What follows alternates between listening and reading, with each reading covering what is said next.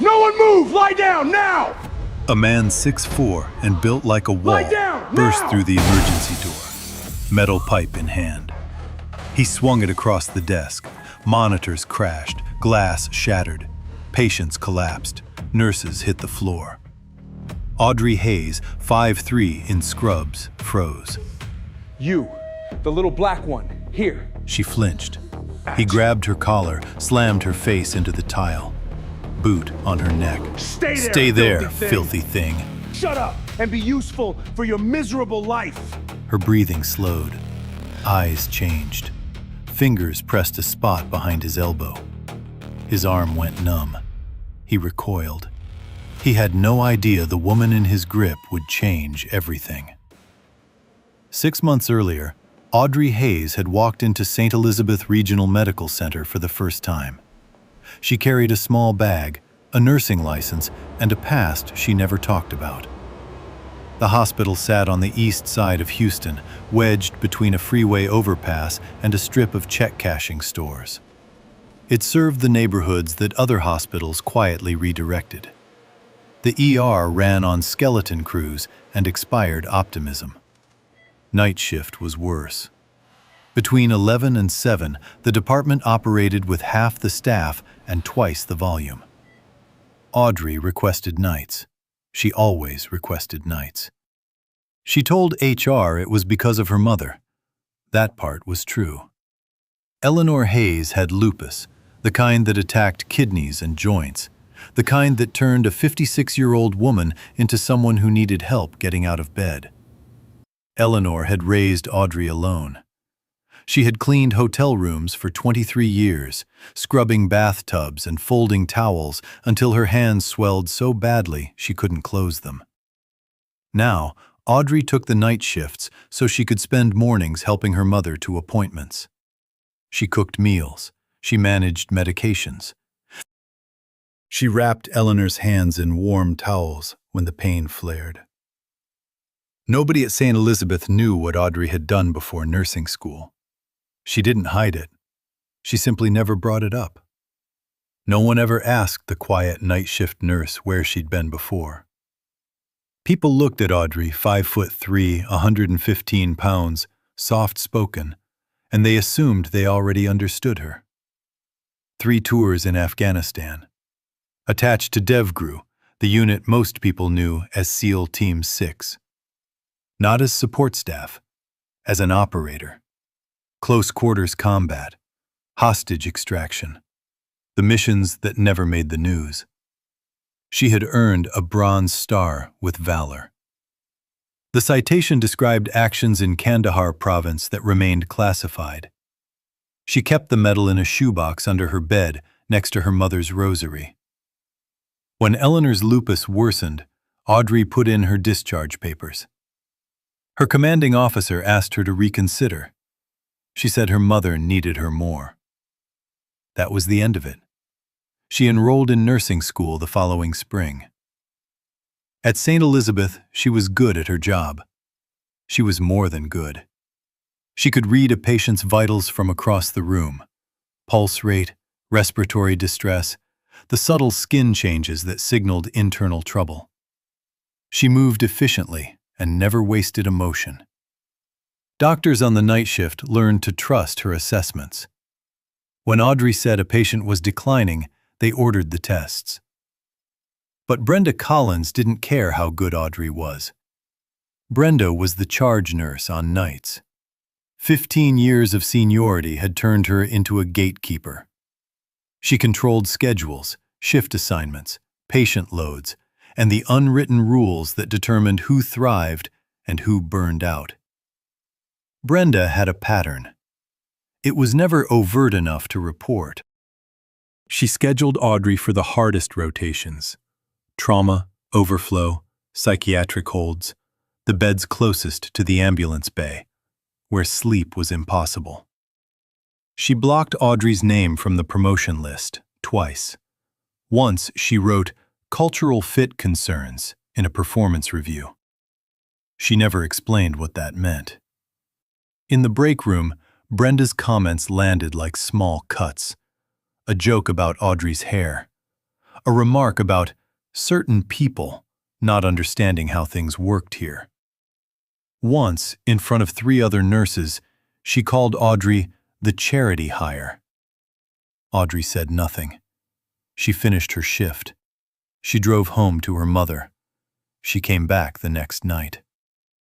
The other nurses saw it. Some of them felt guilty. None of them said anything. Brenda had the power to make their lives miserable too, and everyone knew it.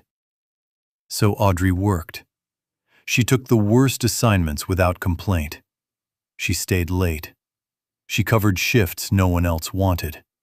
She learned every square foot of that emergency department, the supply closets, the back corridors, the sight lines from the nurses' station to every bed. She knew the building the way she had once known forward operating bases. Every exit, every blind spot, every place where the walls created angles that limited visibility. She never thought she would need that knowledge. She was wrong. It started with a convenience store 3 blocks from the hospital. At 10:47 on a Tuesday night, Victor Lawson walked into Quick-Mart on Telephone Road.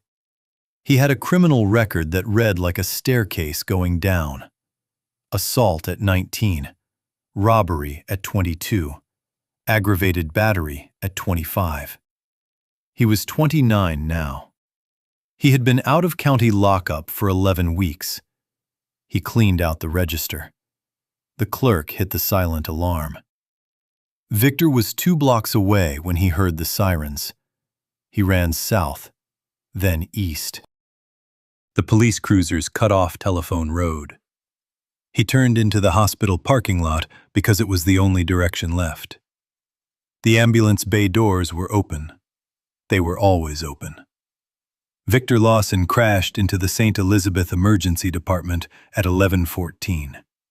He came through the ambulance entrance at a full sprint, shoulder-checking the double doors so hard that one of them cracked against the wall and stayed there. The ER that night held 9 patients, 4 nurses, 2 residents, and 1 security guard. Walter, 62 years old, bad knees, 3 years from retirement. Victor overturned an instrument cart. Metal tools clattered across the tile. He grabbed an IV pole and swung it sideways, sweeping monitors off a rolling table. The noise was enormous. "Nobody moves. Nobody touches a phone." Walter stepped forward. He was already reaching for his radio. He had been a security guard for 14 years.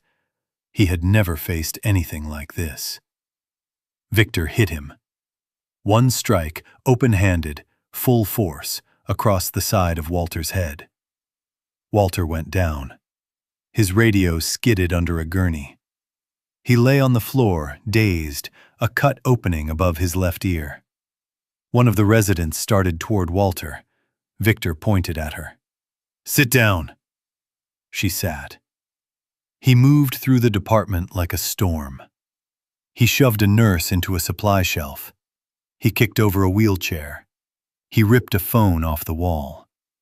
The cords snapped and dangled. The emergency room was his now. He stood in the center of it, chest heaving, sweat running down his neck, eyes checking every face in the room. Everyone was frozen. Everyone was silent. Everyone except the small woman in blue scrubs standing by bed 7. Victor's eyes locked on Audrey for a simple reason. She was the smallest person standing. He had done this calculus before, in holding cells in parking lots behind bars, in every confrontation where size determined the outcome. Find the weakest. Control the weakest. Use them as leverage. Audrey stood 5'3". She weighed 115 pounds. She was holding a clipboard and looking at the floor. "You," he pointed at her. "You're staying right next to me." He grabbed her left arm above the elbow and pulled her close. His hand wrapped almost entirely around her bicep. She stumbled forward and he yanked her upright. Don't make this harder than it needs to be." His breath was sour adrenaline and stale coffee. "You stay quiet, you do what I say, and maybe nobody else gets hurt." Audrey nodded. She kept her eyes down. She said nothing. Victor pushed her toward the center of the room. He positioned her between himself and the main entrance, a shield. Then he turned to address the room. "All of you phones on the floor. Now! Kick them to me." Phones slid across the tile. Victor stomped on 2 of them. The screens cracked. He kicked the rest under a gurney. Brenda Collins was standing near the nurse's station. Her face was white. Her hands trembled. She had pressed herself against the counter as if trying to disappear into it. Victor saw her looking at him and pointed.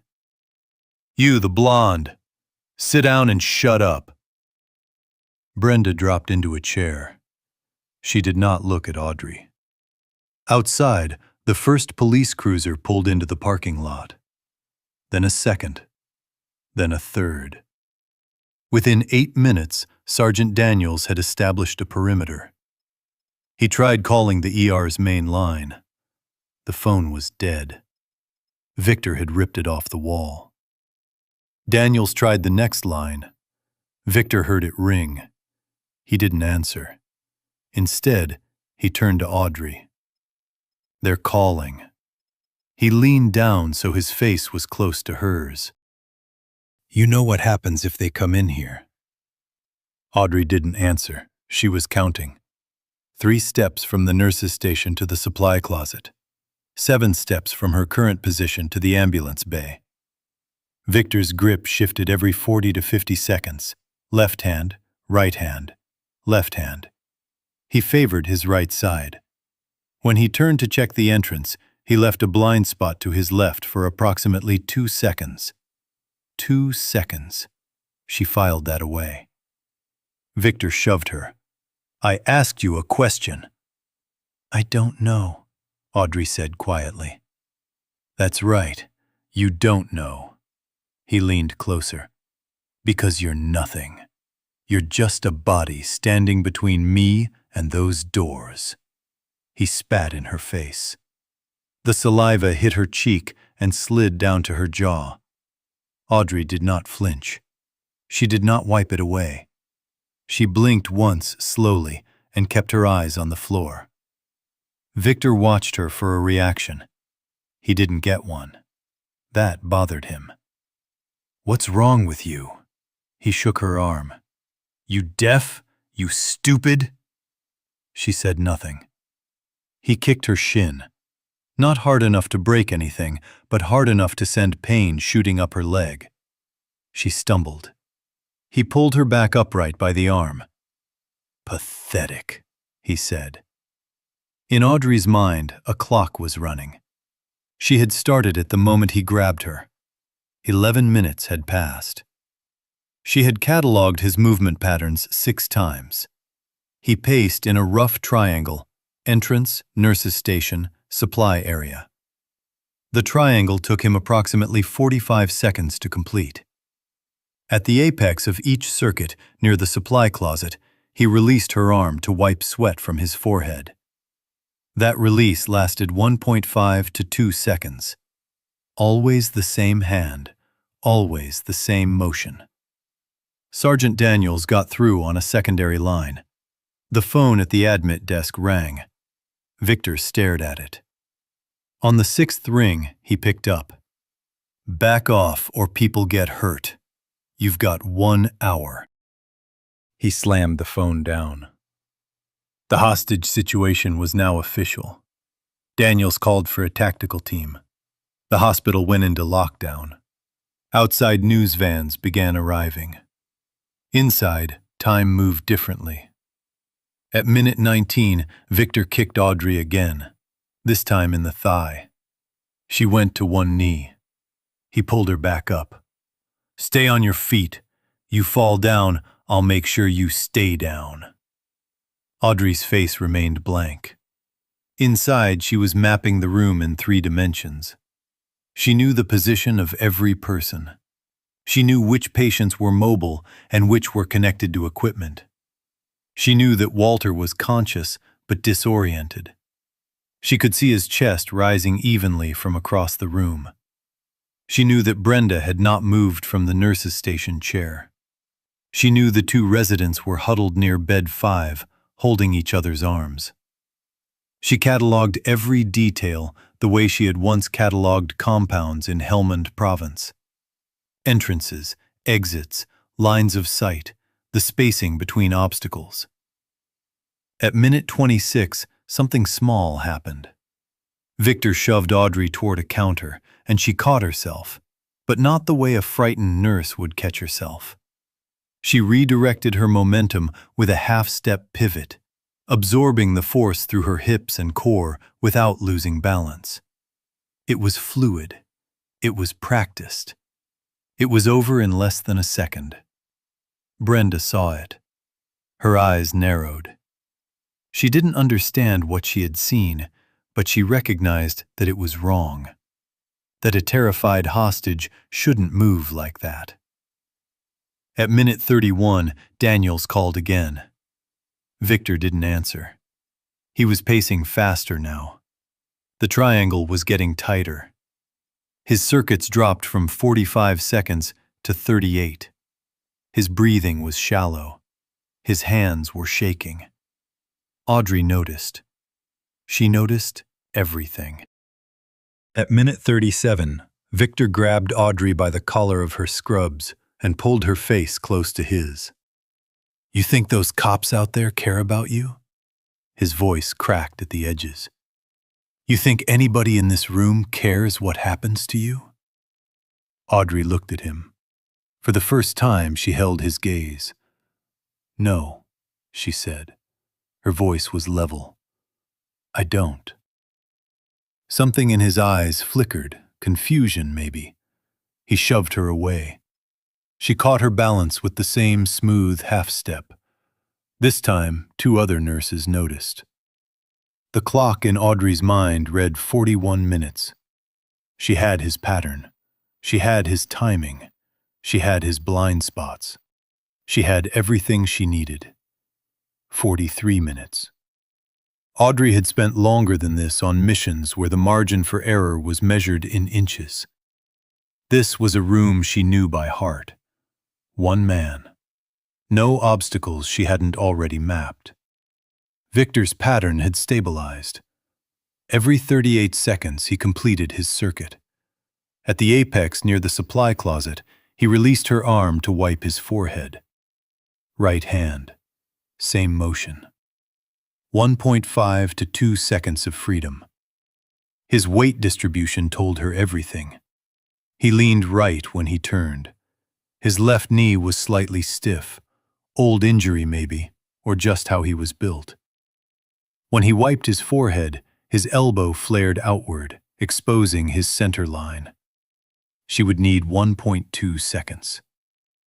She had done this with less time and worse odds. In a mud-walled compound outside Kandahar, in total darkness, with 2 hostiles and a hostage behind a door she couldn't see through. That had taken 0.9 seconds. This was a brightly lit room, with 1 man who had no training and no idea what was standing next to him. The next time he reached the apex, she would be ready. She would not hesitate. She would not warn him. She would not give him the chance to react. Audrey took 1 slow breath. She relaxed her shoulders. She let her arms hang loose at her sides. Victor's hand released her elbow. He reached for his forehead. And Audrey Hayes stopped being a nurse. The movement began in her hips. Audrey rotated left a quarter turn that brought her inside Victor's reach before his hand finished its upward arc. Her right hand caught his wrist at the base of the palm. She didn't grab. She guided. 2 fingers on the radial bone, thumb pressing into the soft tissue between the tendons. Victor's hand opened involuntarily. His fingers splayed. A sound came from his throat. Surprise, not pain. Not yet. She had his wrist. In one continuous motion, she twisted it inward and down, rotating his forearm against the natural axis of the joint. His elbow locked. His shoulder followed, pulled forward by the leverage cascading up his arm. 1 second. Audrey stepped behind his right leg. Her left foot hooked his ankle. She pulled while her hands drove his wrist toward the floor. His body had no choice but to follow. 240 pounds meant nothing when the fulcrum was a locked joint and the lever was a rotating forearm. Victor's feet left the ground.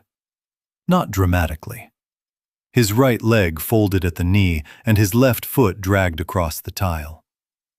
He went down sideways, his hip striking the floor first, then his shoulder, then his head.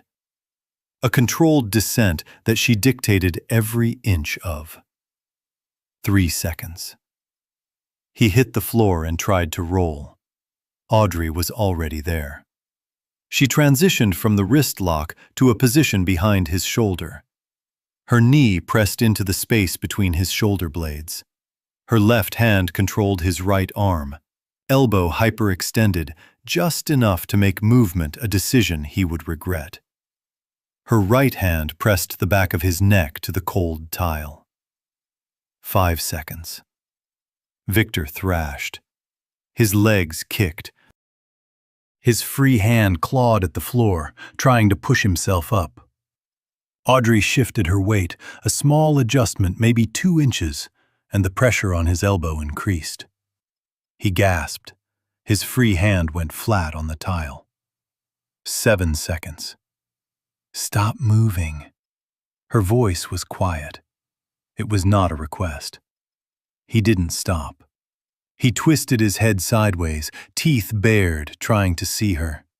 His left hand swung back blindly, reaching for her face, her arm, anything. Audrey caught his left wrist without looking. She pinned it to the small of his back. Now both arms were controlled. His face was pressed to the floor. His legs still kicked, but without his arms, the kicks were just noise. 9 seconds. He was breathing hard. She was not. His head was turned to the right, his cheek pressed against the tile. His eyes, panicked, furious, disbelieving, locked onto her right forearm, which crossed his field of vision where she held his wrist. He saw it. The tattoo. It was small, 3 inches maybe, on the inside of her wrist, just above the heel of her palm. A trident crossed with an eagle flanked by 2 stars. Below it, 4 letters. DEVGRU.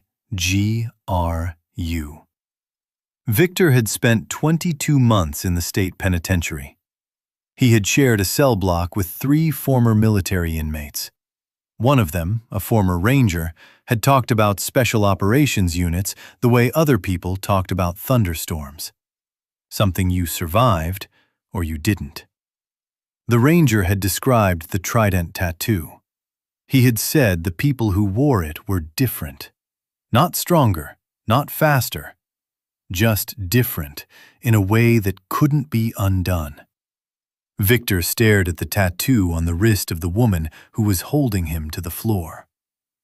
No. The word came out cracked. No, no, no.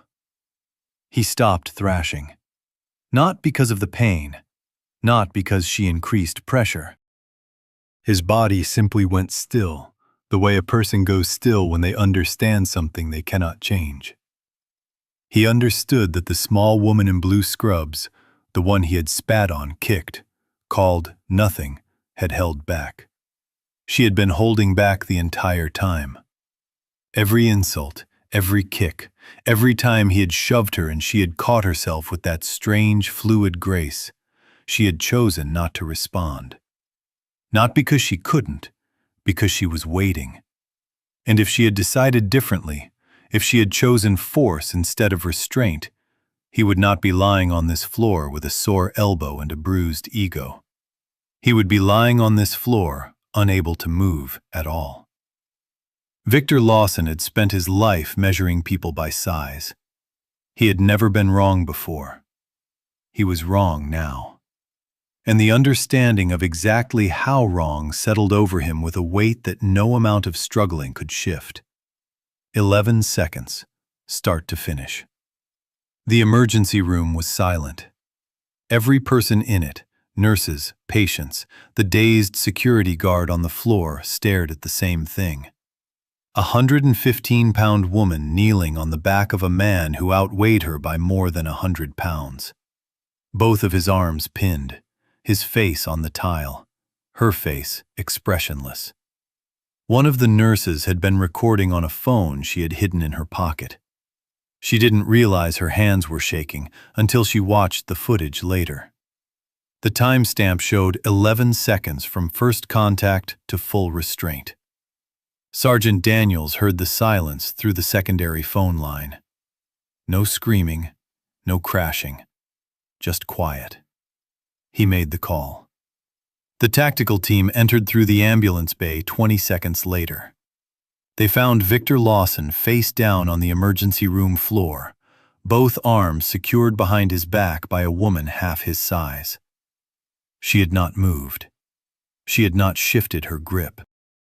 She looked up at the officers with the same flat expression she had worn for the past 43 minutes. "He's controlled," she said. "Secure him." They did. Handcuffs replaced her hands. Victor was pulled to his feet. He did not resist. He did not speak. He did not look at Audrey. As they walked him out, Audrey stood. She straightened her scrubs. She walked to where Walter lay near bed 3, knelt beside him, and checked the cut above his ear.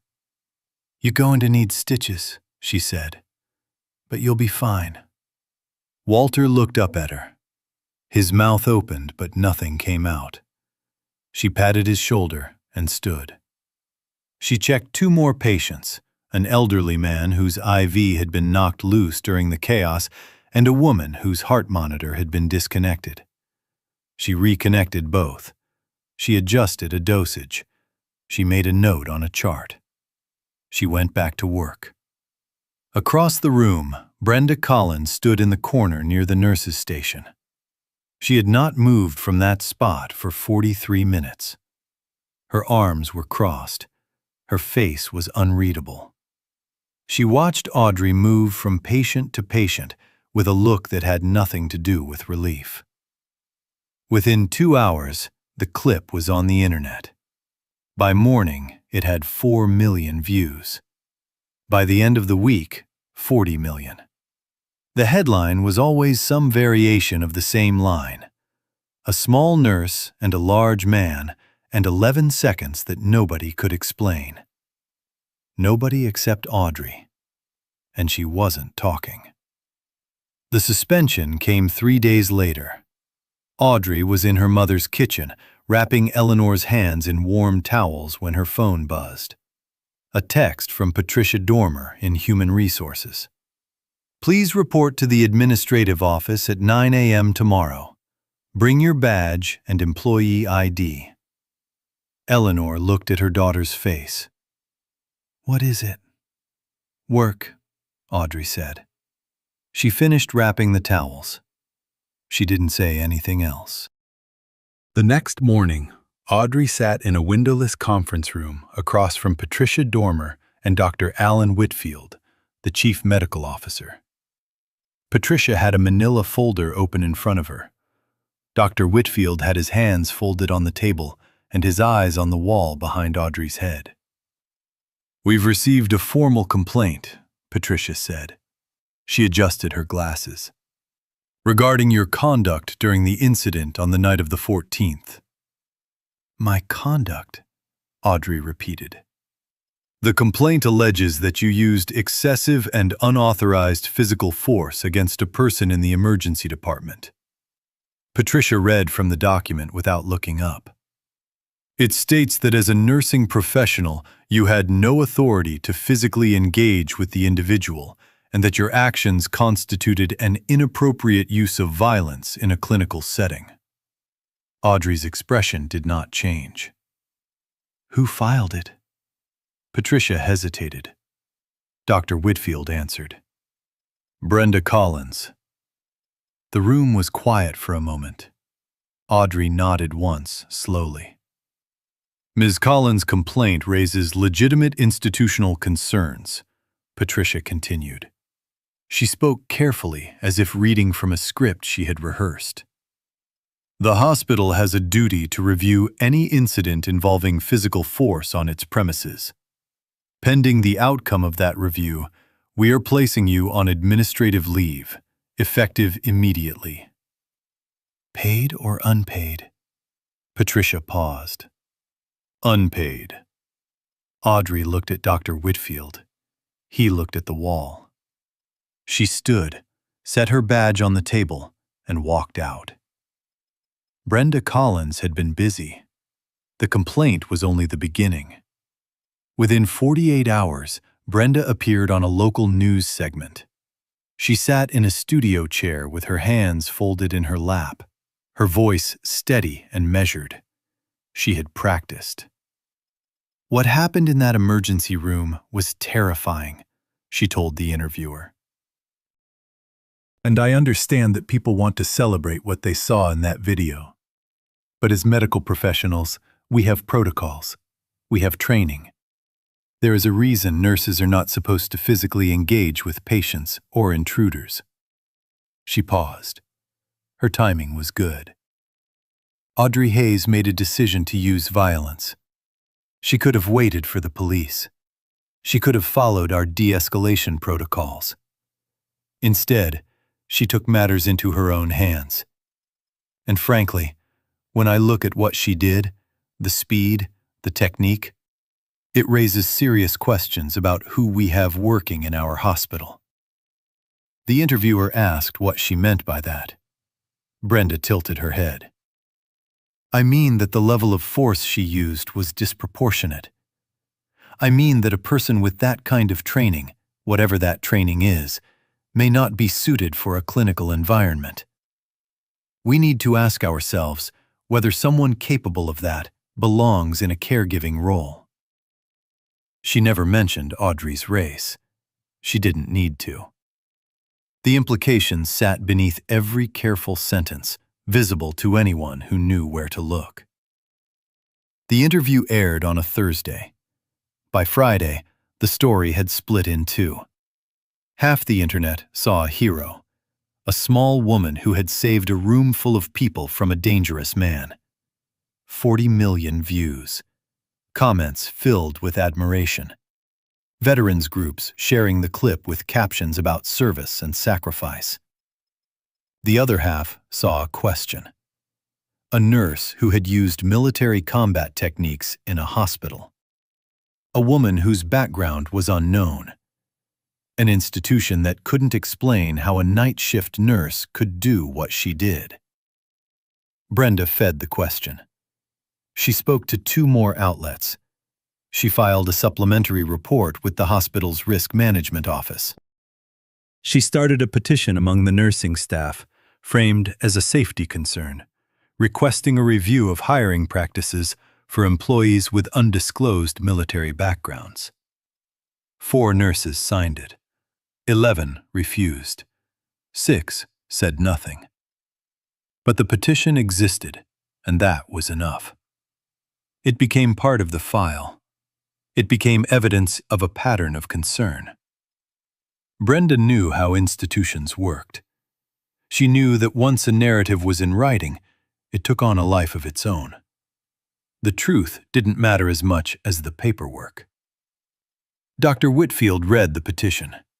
He read the supplementary report. He called Patricia Dormer and asked her to expedite the review process. He did not call Audrey. Audrey stayed home. She took care of her mother. She did not watch the news. She did not read the comments. She did not call a lawyer. On the following Tuesday evening, her phone rang. She didn't recognize the number. She almost didn't answer. Audrey Hayes? The voice was male, steady, familiar in a way she couldn't immediately place.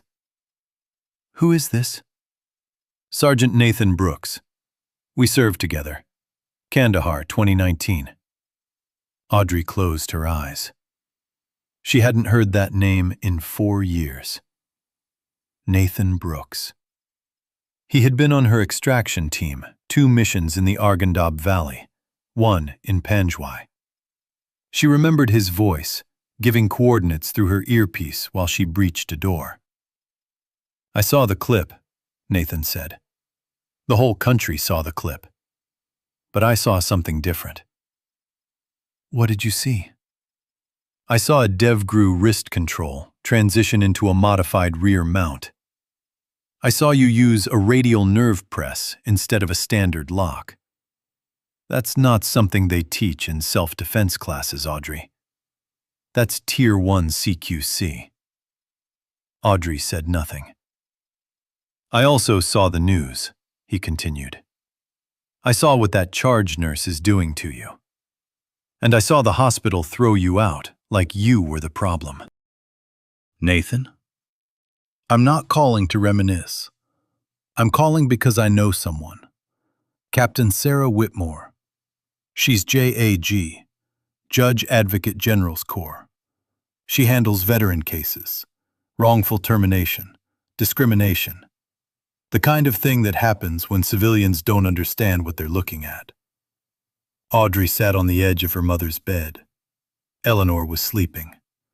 The room smelled like lavender and the heating pad Eleanor used for her joints. I'm not looking for a fight, Audrey said. You're already in one, Nathan replied. You just haven't decided to fight back yet. Whitmore is good. She's handled cases like this before. Veterans who got punished for being what the military made them. She'll take your call. He gave her the number. Audrey wrote it on the back of a pharmacy receipt. One more thing, Nathan said. That clip, 11 seconds. I've watched it 30 times. You held back, didn't you? Audrey looked at her mother's sleeping face. The lines around Eleanor's eyes. The swollen knuckles resting on the blanket. Yes, she said. I know, Nathan said. That's why I called. He hung up. Audrey sat in the quiet room, holding the pharmacy receipt with Captain Whitmore's number on it. Outside, the city hummed. Somewhere, Brenda Collins was drafting another complaint. Somewhere, 40 million people were watching 11 seconds of footage and arguing about what it meant. Audrey looked at the number. She picked up her phone. The fight was coming whether she wanted it or not. The only question was whether she would walk into it alone. She dialed. The hearing was held in a federal courtroom in downtown Houston, 17 days after the incident at St. Elizabeth. Captain Sarah Whitmore arrived in dress blues. She carried a single briefcase and a sealed envelope from the Department of Defense. She had flown in from Virginia the night before and had not slept. Across the aisle sat the hospital's legal team, 2 corporate attorneys in charcoal suits, and Brenda Collins, who had been called as the hospital's primary witness. Victor Lawson's public defender sat behind them, representing Victor's counterclaim of excessive force and assault. The gallery was packed. Reporters filled the back rows. 3 sketch artists sat near the front. 2 camera crews waited outside. The story had become national. Everyone had an opinion. No one had the facts. Judge Ruth Calloway opened the proceedings at 9 a.m. sharp. The hospital's attorney went first. He presented the formal complaint, Audrey Hayes, a registered nurse with no documented law enforcement or military training, had used excessive and disproportionate physical force against Victor Lawson, causing a sprained wrist and emotional distress. He argued that her actions violated hospital safety protocols and exposed St. Elizabeth to significant legal liability. He called Brenda Collins to the stand. Brenda sat straight. She spoke clearly. She described Audrey as volatile, secretive, and difficult to work with. She said she had documented behavioral concerns about Audrey for over 2 years. She presented the manila folder, the same one from the HR meeting, now expanded to 36 pages. "In your professional opinion," the attorney asked, "did Ms. Hayes act appropriately on the night in question?" "No," Brenda said. "She acted recklessly. She endangered lives. A nurse is trained to care for patients, not to assault them." "He wasn't a patient," Captain Whitmore said from the defense table. "He was a fugitive who had just committed armed robbery and was holding 20 people hostage." "Objection, counsel, is not on the stand." "Sustained." Whitmore didn't flinch. She waited. When it was her turn, she stood and walked to the center of the courtroom. She didn't bring notes. She didn't bring a folder. She brought a laptop and a remote control. "Your Honor, the defense would like to present expert testimony and classified evidence that will fundamentally change the nature of these proceedings." She called her first witness, Colonel James Hargrove, retired former instructor at the Naval Special Warfare Development Group, DevGRU, training facility in Dam Neck, Virginia. Hargrove walked to the stand in a navy blazer with a silver star pin on the lapel. He had trained special operators for 22 years. Whitmore played the 11-second security footage on a screen visible to the entire courtroom. Then she played it again at quarter speed. "Colonel Hargrove, can you identify the techniques used in this footage?" "Yes, ma'am." He pointed at the screen, frame by frame. "The initial strike to the knee is a peroneal nerve disruption, standard close-quarters combat technique. The wrist rotation is a modified Coleman lock third variation, used specifically in hostage extraction scenarios where the operator must neutralize a larger target without lethal force." The courtroom was silent. The elbow joint manipulation, the leg sweep, the pin. These are all DevGRU-specific techniques. They are not taught in any civilian self-defense course. They are not taught in law enforcement academies. They are taught exclusively to Tier 1 Special Operations personnel. "In your expert opinion, Colonel, was the force used excessive?" Hargrove looked at the frozen frame on the screen. Audrey's knee on Victor's back, her hands controlling his wrists. "No, it was textbook.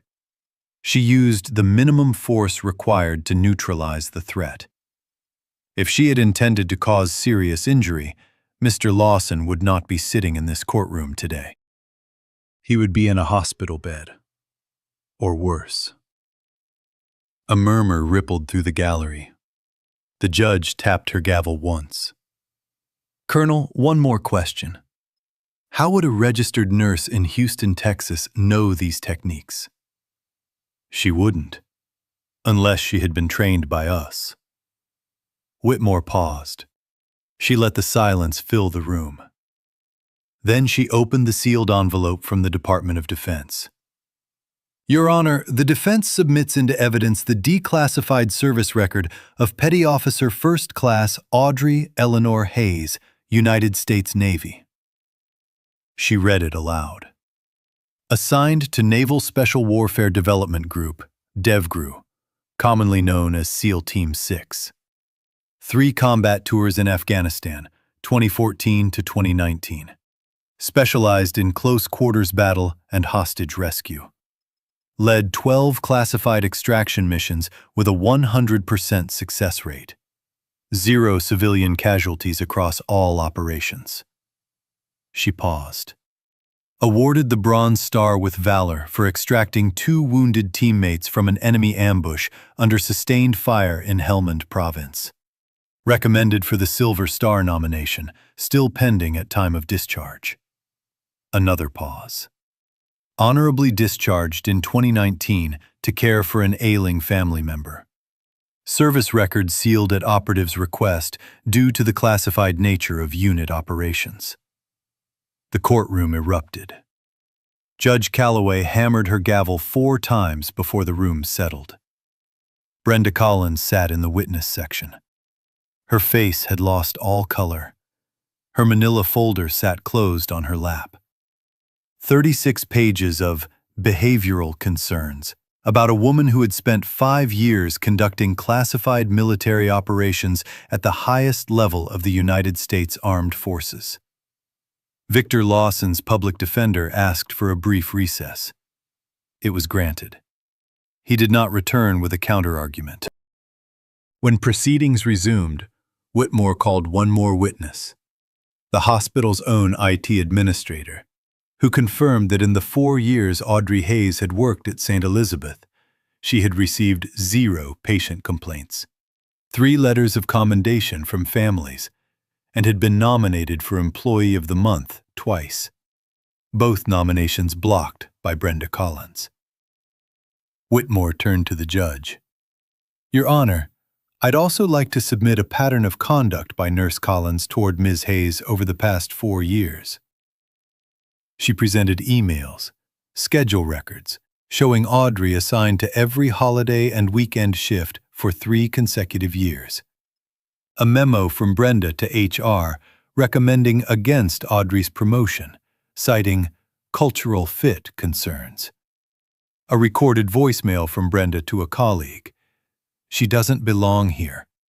I don't care how many patients like her. She's not one of us. Brenda's attorney objected.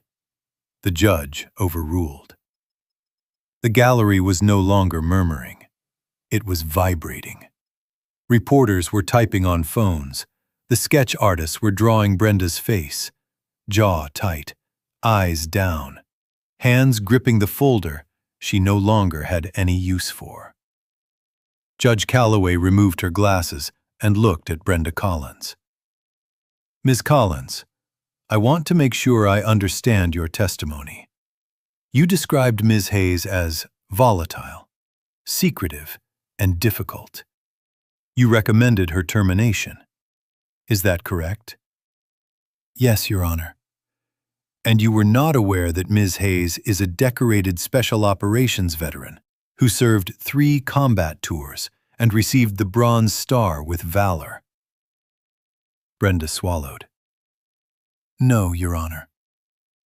Were you aware that every concern you documented over 4 years corresponds with patterns consistent with racial discrimination under Title VII of the Civil Rights Act? Brenda's attorney stood. Your Honor, sit down. He sat. The judge looked at Audrey Hayes, who sat at the defense table in a plain white blouse and dark pants. No uniform, no medals, no expression. Ms. Hayes, the judge said, this court owes you an apology. The verdicts came down on a Thursday afternoon. Victor Lawson was convicted on 11 counts: armed robbery, aggravated assault, unlawful restraint, assault on a healthcare worker, and 7 counts of false imprisonment, 1 for each person he had physically threatened or restrained in the emergency department. The hate crime enhancement added 4 years to every count involving Audrey Hayes. 18 years. No parole eligibility for 12. When the sentence was read, Victor stood with his hands cuffed in front of him. He didn't speak. He didn't look at Audrey. He stared at the table in front of him as if the numbers hadn't registered yet. His public defender placed a hand on his shoulder. Victor didn't move. The bailiff let him out through the side door. He walked with his head down, shoulders curved inward, a posture no one in that emergency room would have recognized. The man who had stood 6'4" and screamed obscenities at a woman half his size now looked like he was trying to disappear into his own chest.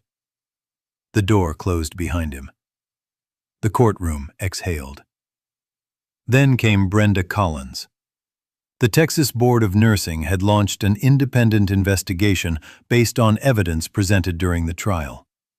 The findings were damning. Over 15 years at St. Elizabeth, Brenda had filed disciplinary complaints against 11 nurses of color, none against white nurses. She had blocked promotions for 7 of them. She had altered scheduling records to assign minority staff to undesirable shifts. And in Audrey's case, she had fabricated 3 of the 36 documented behavioral concerns, entirely incidents that never happened, dates when Audrey wasn't even on shift. The board revoked her nursing license permanently. St. Elizabeth terminated her employment the same day and issued a public statement acknowledging systemic failures in supervisory oversight. Brenda left the courthouse through a back entrance. Reporters found her anyway. She said nothing. Her attorney released a 2-sentence statement that used the word disappointed and the phrase exploring all legal options. No one followed up. 3 weeks later, the mayor of Houston held a ceremony at City Hall. Audrey stood on a small stage in front of 200 people. She wore a dark blue dress her mother had picked out. Eleanor Hayes sat in the front row in a wheelchair, oxygen tube in her nose, hands folded in her lap. She had insisted on coming. She had insisted on doing her own makeup. The mayor read from a prepared statement. He called Audrey a reminder that courage doesn't announce itself. He presented her with the Houston Medal of Valor, a gold medallion on a red ribbon that Audrey held in both hands as if it might break. She was asked to say a few words. She stepped to the microphone and stood there for a moment, looking out at the crowd. "I became a nurse because I wanted to help people," she said. "That hasn't changed." She paused. "I spent 5 years in places I can't talk about, doing things I'll never forget. When I came home, all I wanted was a quiet life. I wanted to take care of my mother. I wanted to take care of my patients. I wanted to go to work and come home and sleep." Her voice was steady. Her hands were not. "What happened at St. Elizabeth, I didn't plan it. I didn't want it. But when someone threatens the people you're responsible for, you don't get to choose whether to act. You just act. That's what training does. That's what caring does." She looked at her mother. Eleanor was crying. She was smiling. "I'm not a hero. I'm a nurse who used to be a sailor. And I'd like to go back to work now." The room stood. The applause lasted 90 seconds. 2 days later, the Department of Defense sent a formal letter acknowledging Petty Officer First Class Audrey Hayes' exceptional conduct in a civilian crisis consistent with the highest traditions of naval service. The letter was signed by the Secretary of the Navy. St. Elizabeth offered Audrey her position back, with full back pay, a formal apology, and a promotion to senior charge nurse Brenda's former title. Audrey accepted the position. She declined the title. "Just put me back on the floor," she said. "That's where I belong." 6 months later, Audrey Hayes walked into St. Elizabeth for her Tuesday night shift the same way she always did. Through the side entrance, badge clipped to her scrubs, coffee in her left hand, stethoscope around her neck. The hallway was quiet. It was 11:14 p.m. The fluorescent lights hummed the way they always hummed. The floor tiles squeaked under her sneakers the way they always squeaked. Nothing about the building had changed. Everything about the building had changed. There was a new plaque by the emergency department entrance. It read, "The Audrey Hayes Initiative, committed to equity, dignity, and respect in healthcare." Below it, in smaller letters, established by St. Elizabeth Medical Center in partnership with the Houston Office of Civil Rights. Audrey walked past it without stopping. She had seen it every shift for 3 months. She still wasn't used to it. The initiative had launched in January. It included mandatory bias training for all supervisory staff, an anonymous reporting system for workplace discrimination, and a scholarship fund for nurses from underrepresented communities. 12 hospitals in Texas had adopted the framework. 3 more in Louisiana and Georgia were in discussions. Audrey had nothing to do with any of it. She had declined every invitation to sit on the advisory board. She had declined every interview request. She had declined a book deal, 2 documentary proposals, and an invitation to speak at a nursing conference in Chicago. "I'm not a spokesperson," she told the hospital administrator who kept asking. "I'm a night shift nurse. Please let me be a night shift nurse." She clocked in. She checked her patient roster. Room 4 had a new admission. Elderly woman, chest pains, waiting for an EKG. Room 7 had a post-surgical patient who needed vitals every 2 hours. Room 11 had a teenager with a broken collarbone who was scared and couldn't sleep. Audrey started with room 11. She pulled a chair next to the bed.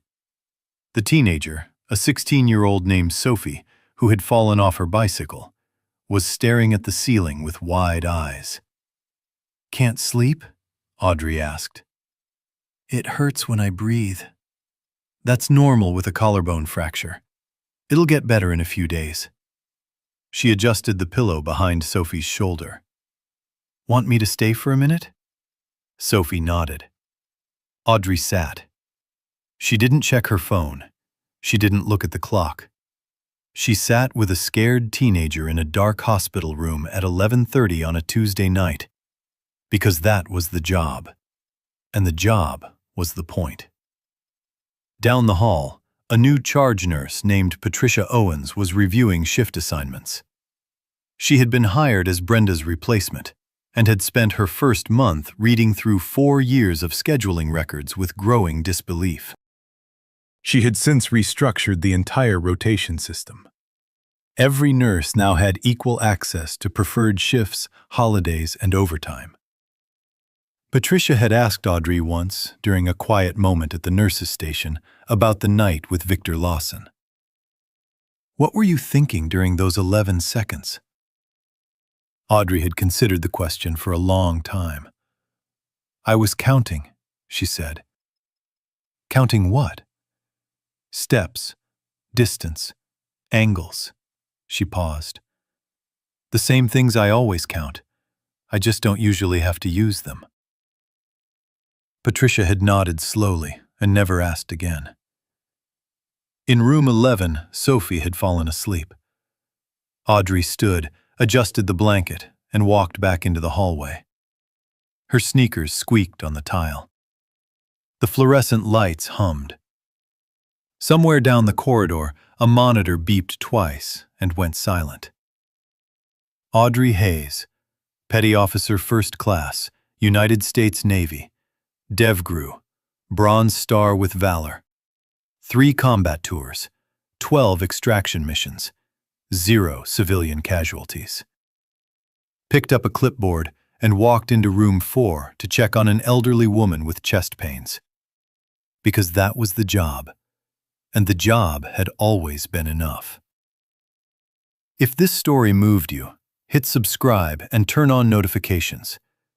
Every week we bring you true stories of ordinary people who turned out to be anything but ordinary. Drop a comment and tell us, have you ever misjudged someone based on how they looked? You might be surprised what the person next to you is carrying. I want to say something about this one. Holding back is harder than letting go.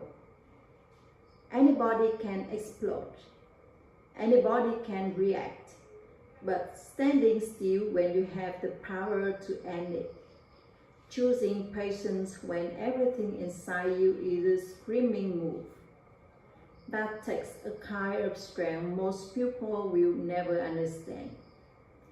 The people watching see someone small, someone quiet, someone taking it. They think that's a weakness. They have no idea they're looking at the most controlled person in the room. And here's what breaks my heart. We don't just ignore the people who protect us. We punish them. We celebrate the rescue but question the rescuers because she didn't fit the picture in our heads. Too small, too quiet. So instead of saying thank you, we find a paywall. But here is the truth. The people who've been through the most are usually the ones who say the least. They don't need you to know what they've survived. They just show up, do the work, go home, take care of the people they love, and never ask for a single thing in return. So tell me, has the quietest person in your life ever surprised you? Drop it in the comments. If this one got you, share it, like it, subscribe, because you never know what someone is carrying underneath the silence.